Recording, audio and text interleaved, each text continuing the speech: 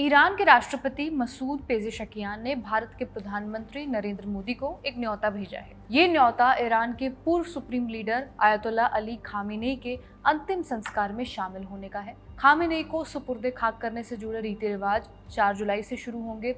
इसके बाद 9 जुलाई को उन्हें ईरान के मशहद शहर में दफन किया जाएगा। इस्लामिक मान्यताओं के मुताबिक किसी शख्स की मौत के बाद उसे जल्द से जल्द दफन किया जाना चाहिए। अमूमन 24 घंटे के अंदर सुपुर्दे खाक करने की मान्यता है, लेकिन ईरान में युद्ध की स्थिति की वजह से ऐसा नहीं हो पाया। खामेनेई की मौत के बाद से ही उनके शव यात्रा की तारीखें बदलती आई हैं।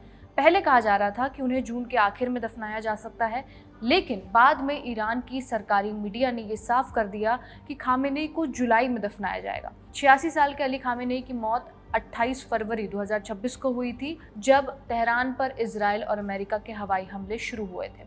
करीब 36 साल तक वो ईरान के सुप्रीम लीडर रहे। उन्हीं की शव यात्रा के लिए पीएम मोदी को न्योता दिया गया है। रिपोर्ट्स की माने तो ईरान एम्बेसी ने 23 जून को विदेश मंत्रालय को ऑफिशियल इनवाइट भेजा था।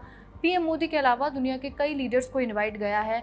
इनमें चीन, रूस, कतर, फ्रांस और पाकिस्तान के नेता शामिल हैं। पाकिस्तान के प्रधानमंत्री शहबाज शरीफ पहले ही कह चुके हैं कि पाकिस्तान का एक डेलीगेशन खामेनेई की शव यात्रा में शामिल होगा, लेकिन अभी तक भारत ने ये तय नहीं किया है कि इस बार शव यात्रा में कौन शामिल होगा। 2024 में जब ईरान के राष्ट्रपति इब्राहिम रईसी और विदेश मंत्री की हेलीकॉप्टर दुर्घटना में मौत हुई थी, तब भारत की ओर से उपराष्ट्रपति जगदीप धनखड़ तेहरान गए थे। उस समय प्रधानमंत्री मोदी ने भी शोक व्यक्त किया था। भारत में एक दिन का राजकीय शोक घोषित भी हुआ था, लेकिन अली खामेनेई की मौत पर भारत ने 5 मार्च को आधिकारिक रूप से शोक जताया था। विदेश सचिव विक्रम मिस्री ने भी दिल्ली में मौजूद ईरानी दूतावास वहां पर जाकर शोक जताया था। प्रधानमंत्री मोदी आखिरी बार ईरान 2016 में गए थे, जब उन्होंने सुप्रीम लीडर आयतुल्लाह खामेनेई और राष्ट्रपति हसन रूहानी से मुलाकात की थी। चाबहार पोर्ट समझौते पर साइन किए थे। इसके बाद 2018 में ईरान के राष्ट्रपति रूहानी भारत आए थे। पीएम मोदी और ईरान के राष्ट्रपति पेजेशकियान की आखिरी मुलाकात अक्टूबर 2024 में रूस में ब्रिक्स सम्मेलन के दौरान हुई थी।